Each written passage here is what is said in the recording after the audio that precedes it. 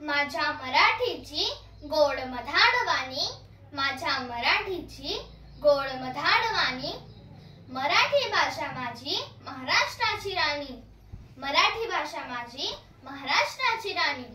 नमस्कार, मी लोकशंदा रुपेश महाजन, इयत्ता 6वी।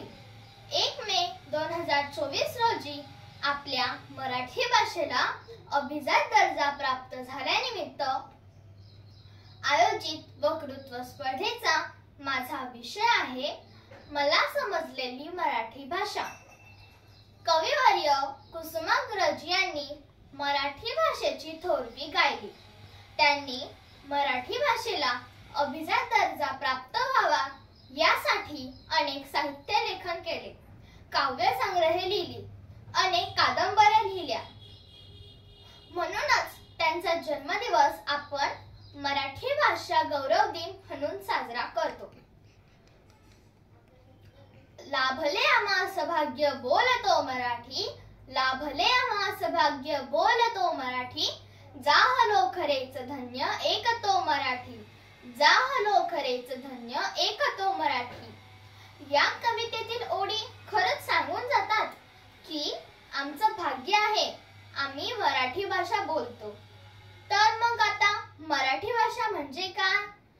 ज्ञानेश्वरांनी जी भाषा रुजवली ती मराठी, छत्रपती शिवाजी महाराजांनी स्वराज्याची शपथ घेतली ती भाषा मराठी, आमची माय बोली, आमचा अभिमान मराठी।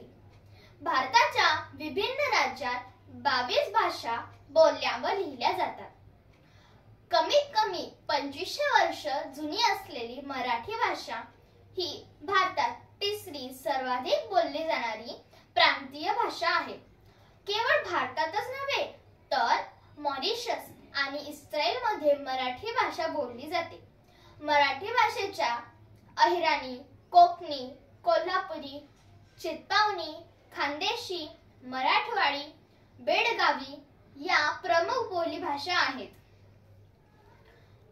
संस्कृत आणि प्राकृत या भाषेतून मराठी भाषेची निर्मिती झाली आहे।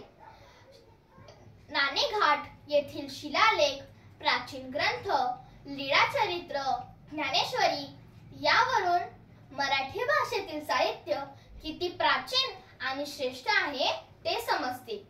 मराठी भाषा ही देवनागरी लिपीत लिहिली जाते, त्यामुळे देवनागरीचे मूळाक्षर हेच मराठी भाषेचे मूळाक्षर आहेत। मराठी भाषेचे मूळाक्षर आहेत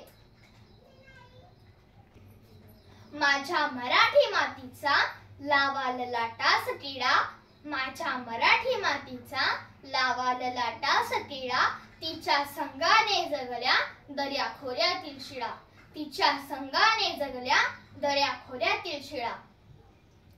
कविवर्य कुसुमाग्रजांच्या अवघ्या 4 ओळीतून मराठी भाषेचा स्वाभिमान एखाद्या उगवत्या सूर्याप्रमाणे प्रकाशमान झाला आहे। मातृभाषेतून प्राथमिक आणि माध्यमिक शिक्षण घेतल्याने मुलांना कुटुंब, समाज याविषयी आस्था आणि वाचनाची गोडी निर्माण झाली आहे। मातृभाषेतून उच्च शिक्षण घेऊन संशोधक, डॉक्टर, अभियंता झालेले आपण पाहिले आहे। मराठी भाषेमुळे आपल्याला समजलेल्या ज्ञानाचा आविष्कार करणे सोपे झाले आहे। मराठी भाषेला अभिजात दर्जा प्राप्त झाल्याने दरवर्षी 2 मराठी व्यासंगी अभ्यासकांना आंतरराष्ट्रीय महत्त्वाच्या दर्जाचा पुरस्कार दिला जाणार आहे। शेवटी एवढेच सांगेल, मला मराठी मुलगी असल्याचा अभिमान आहे, मला मराठी मुलगी असल्याचा अभिमान आहे। मराठी भाषेचा अभिमान बाळगून परदेशातून स्वदेशात येणाऱ्या सागरा प्राण तळमळाला म्हणणाऱ्या स्वतंत्रवीर सावरकरांची आठवण ठेवून मराठी भाषेचा उदो करायला विसरू नका। मराठी भाषेचा उदो उदो करायला विसरू नका. जय हिंद, जय महाराष्ट्र. धन्यवाद.